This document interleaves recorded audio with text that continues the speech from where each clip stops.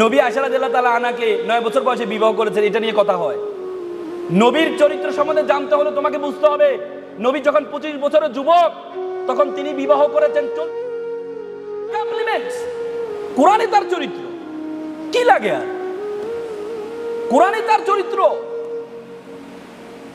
আল্লাহ রাসূল সম্বন্ধে বলা হয় অনেক বিবাহ করেছেন। আল্লাহ রাসূল বলেছে আয়েশা রাদিয়াল্লাহু তাআলা আনহাকে নিয়ে বলেন, আয়েশা রাদিয়াল্লাহু তাআলা আনহাকে আল্লাহ রাসূল 9 বছর বয়সে বিবাহ করেছেন, এটা নিয়ে অনেকে কথা বলে। কিন্তু আপনারা যারা কথা বলছেন, বিশ্বকবি বলেন রবীন্দ্রনাথ ঠাকুর, ওনার যে প্রথম স্ত্রী মৃণালিনী, ওনাকে কত বছর বয়সে বিবাহ করেছেন বলো তোমরা? কত বছর বয়সে বিবাহ করেছেন? হ্যাঁ, 6 বছর বয়সে, 9 বছর বয়সে। শিবা, এই কি বলে সীতা, রাম সীতাকে বিবাহ করেছে কত বছর বয়সে? 6 বছর বয়সে। সেটা নিয়ে তো কোনো কথা হয় না, সেটা নিয়ে তো কোনো কথা হয় না। নবী আয়েশা রাদিয়াল্লাহু তাআলা আনহাকে 9 বছর বয়সে বিবাহ করেছেন, এটা নিয়ে কথা হয়। নবীর চরিত্র সম্বন্ধে জানতে হলে তোমাকে বুঝতে হবে, নবী যখন 25 বছরের যুবক তখন তিনি বিবাহ করেছেন 40 বছরের একজন মহিলাকে বিবাহ করেছেন, খাদিজাতুল কুবরা রাদিয়াল্লাহু তাআলা আনহাকে। তখন নবীর বয়স 25, বিবাহ করেছেন 40 বছর। খাদিজাতুল কুবরা 65 বছর বেঁচে ছিলেন, তার মানে তাদের বিবাহ 25 বছর বলবৎ ছিলেন। 25 বছর বলবৎ খাদিজাতুল কুবরা জীবিত থাকা অবস্থায় আল্লাহর রাসূল কাউকে বিবাহ করেন নাই। তাহলে 25 বছর যদি বয়সে বিবাহ করেন, 25 বছর বয়সে যদি সংসার হয়, তাহলে 50 বছর পর্যন্ত আল্লাহর রাসূল কাউকে বিবাহ করেন নাই। তার মানে তোমরা কি ভাবো, যুবকের যৌবন 50 বছর? যদি আল্লাহর রাসূল, যদি অনেকে বলে নাউজুবিল্লাহ, অনেকে বলে আল্লাহর রাসূল মেয়েদের প্রতি আগে ছিল, তাহলে আল্লাহর রাসূল তো 50 বছর ভিতরে যখন তার উত্তাল যৌবন ছিল তখন বিবাহ করার কথা ছিল। ইউ হ্যাভ টু আন্ডারস্ট্যান্ড, আল্লাহ রাসূল 50 বছর পর্যন্ত, যখন খাদিজাতুল কুবরা রাদিয়াল্লাহু তাআলা আনহু, আল্লাহ রাসূলকে ওই যে বছর খাদিজাতুল কুবরা রাদিয়াল্লাহু তাআলা আনহু মারা গিয়েছিলেন, ওই বছর ওনার চাচাও মারা গিয়েছিলেন, আবু তালেবই মারা গিয়েছিলেন। এই জন্য ওই বছরকে বলা হয় দুঃখের বছর, ওই বছরকে বলা হয় দুঃখের বছর। আল্লাহ রাসূল তার ওয়াইফকে এত বেশি ভালোবাসতেন, তখন কাউকে বিবাহ করেন নাই। 50 বছর পরে আর 13 বছর বেঁচে ছিলেন। 13 বছরে উনি বিভিন্ন সময় বিভিন্ন জনকে উপকার করার জন্য অনেকেই অবস্থা দিয়ে, রাসূলুল্লাহ আপনি আমাকে স্ত্রী বানিয়ে আমাকে সম্মানিত করুন। আবু বকর রাদিয়াল্লাহু তাআলা আনহু বলেন, ইয়া রাসূলুল্লাহ আমার মেয়েকে আপনি বিবাহ করে আমাকে সম্মানিত করুন। আমি বলতে পারবো আমি রাসূলের শ্রেষ্ঠ মানব, মানবের আমি কি শ্বশুর? আমি বলতে পারবো যারা যাদেরকে বিবাহ করেছেন প্রত্যেকেই আল্লাহ রাসূল তাদেরকে বিবাহ করার মাধ্যমে সম্মানিত করেছেন। যদি যৌবনের কারণে আল্লাহ রাসূল বিবাহ করতেন, তাহলে আল্লাহ রাসূল 50 বছর বয়সে পরে বিয়ে করতেন না, তার আগে বিবাহ করতেন। সেটি বিষয় আমাদের জানতে হবে।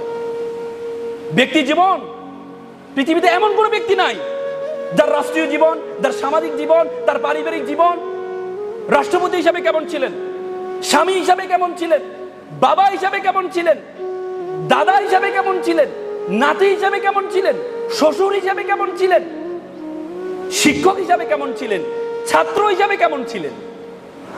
ওনার শিক্ষক কে ছিলেন? জিবরাইল আলাইহিস সালাম স্বয়ং ওনার শিক্ষক ছিলেন। জিবরাইল আলাইহিস সালামের সাথে উনি কেমন আচরণ করতেন? ওনার ছাত্র কে ছিলেন?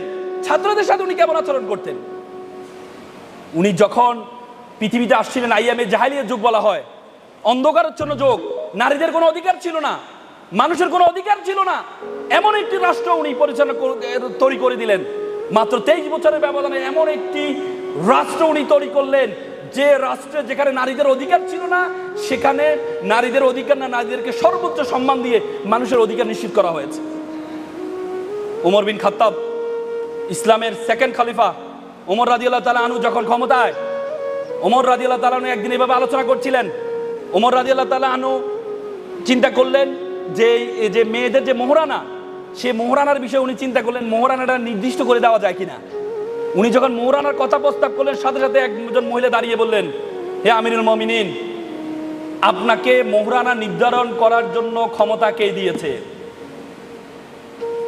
ওমর কি ব্যক্তি ছিল জানো? ওমর যখন আওয়াজ করতো, বাঘ এবং মহিষ একসাথে পানি খেত। সে ওমরের সামনে বলছে, আপনাকে এই ক্ষমতা কে দিয়েছে? What is accountability? জবাবদিহিতা কি ছিল? নারীর অধিকার, যেখানে নারীদেরকে জীবন্ত কবর দেওয়া হতো, যেখানে নারীদেরকে জীবন্ত কবর দেওয়া হতো, সেখানে নারী বলছে আপনাকে এটা নির্ধারণ করার জন্য কে বলেছে? আমাদের রাসূলটা বলে গিয়েছে যে যতটুকু পারো তোমার সামর্থ্য অনুযায়ী তুমি দাও, যত বেশি দিতে পারো মোহরানা হিসাবে। আজকে আমরা শুধু বারবার অধিকারের কথা বলি। ওমর রাদিয়াল্লাহু তাআলা আনহু একবার একটা নতুন পাঞ্জাবি পরে মিম্বারে জুমার নামাজে খুতবা দিতে যাচ্ছিলেন। এমন সময় খুতবা দেওয়ার আগে এক সাহাবী এক প্রশ্ন করলো, হে আমিরুল মুমিনিন, আপনি খুতবা দেওয়ার আগে একটা প্রশ্নের উত্তর দেন, আপনি এত সুন্দর পাঞ্জাবি কোথায় পেলেন? গনিমতের মাল থেকে যে কাপড় পাওয়া হয়েছে আপনি যতটুকু পেয়েছেন আমিও ততটুকু পেয়েছি, তাহলে আপনার কাপড়টা এত বড় হলো কিভাবে? অতিরিক্ত কাপড়টা আপনি কোথা থেকে পেয়েছেন? তখন ওমর রাদিয়াল্লাহু তাআলা তার ছেলে ওমর বিন আব্দুল্লাহ বিন ওমর দাঁড়িয়ে গেল, বলে যে আমি আমার অংশ, আপনারা যেমন গনিমতের মাল পেয়েছেন আমিও তো সেম পেয়েছি। আমার বাবার কাপড়টা একটু ছোট হয়ে যায়, আমার বাবা একটু লম্বা মানুষ, এই জন্য আমি আমার কাপড়টা আমার বাবাকে দিয়ে দুইটা কাপড় মিলে আমার বাবা এই কাপড়টা বানিয়েছে। What a accountability! কি সমাজ তৈরি করেছেন আল্লাহ রাসূল, কি রাষ্ট্র ব্যবস্থা তৈরি করেছেন যেখানে কোনো অধিকারই ছিল না, যেখানে অধিকার শব্দের কোনো অধিকারই ছিল না। আইয়ামে জাহেলিয়ার যুগ। যে যাকে পারে তাকে শুধুমাত্র ডাকাতি করতো না, সম্পদ লুণ্ঠন করতো না, সম্পদ লুণ্ঠন করে মেরে ফেলা হতো ব্যবসায়ীদেরকে। যেখানে নারীদেরকে কবরস্থ করা হতো, নারীরা কোনো কথাই বলতে পারতো না। কি সমাজ ব্যবস্থা আল্লাহ রাসূল মাত্র 23 বছর জীবনে কি সমাজ ব্যবস্থা তৈরি করেছেন! এত সুদ রন্ধে রন্ধে তখন ছিল, চক্রবৃদ্ধি হারে সুদ ছিল। আল্লাহ তাআলা কোরআনে বলেছে আহাল্লাল বাইয়া ওয়া হারামার রিবা, আমি ব্যবসাকে হালাল করেছি, সুদকে আমি হারাম করেছি। সুদকে আল্লাহ রাসূল হারাম করেছেন। আল্লাহ রাসূল সুদের বিপরীতে এমন একটা চমৎকার নিয়ম চালু করে দিলেন, সেটি হচ্ছে কর্জে হাসানা। এটি একটা মৃত সুন্নত আল্লাহ রাসূলের, যদি এটি আমাদের সমাজে নেই কর্জে হাসানা। আল্লাহ রাসূল বলেছে আমি যখন মেরাজের রাতে জান্নাতে গিয়েছিলাম, জান্নাতের গেটে বড় করে লেখা আছে, গেটের মধ্যে লেখা আছে কেউ যদি দান করে তার জন্য 10 গুণ সওয়াব, আর কেউ যদি কাউকে ঋণ দেয় তার জন্য 17 গুণ সওয়াব। আমি জিবরাইল আলাইহিস সালামকে জিজ্ঞেস করলাম, ঋণ দিলে বেশি কেন? দান করলে তো তার টাকাটা পাচ্ছে না, ঋণ দিলে বেশি কেন? জিবরাইল আলাইহিস সালাম বলেছিলেন যে কেউ যদি কাউকে দান করে, ধরুন কেউ একটা বিপদে পড়ছে, আপনি তাকে দান করলেন, দান করার মাধ্যমে তাকে উপকার করলেন, ঠিক আছে, কিন্তু তার সম্মান বোটা নষ্ট হয়ে গিয়েছে। কিন্তু আপনি যখন তাকে কর্জে হাসানা দিলেন, তাকে সুদ ভিত্তি ঋণ দিলেন, ঋণ দেওয়ার মাধ্যমে আপনি কি করলেন? তার সম্মানটুকু রক্ষা করলেন এবং তাকে বিপদ থেকেও রক্ষা করলেন। এই জন্য তার সওয়াব 17 গুণ কর্জে হাসানা। অথচ আমরা সুদ এটাকে হারাম করা হয়েছে।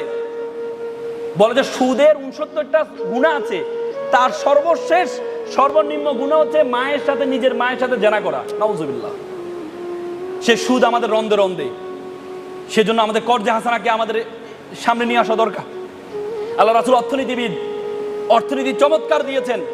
তিনি বলছেন তোমরা কর্জে হাসানা দাও, তাহলে 17 গুণ সওয়াব তুমি পাবা, 17 গুণ সওয়াব তুমি পাবা। অর্থনীতিবিদ হিসেবে রাসূল সেরা ছিলেন।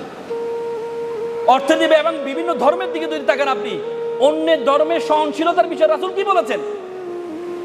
অন্যের ধর্মের সহনশীলতার বিষয়ে রাসূল কি বলেছেন?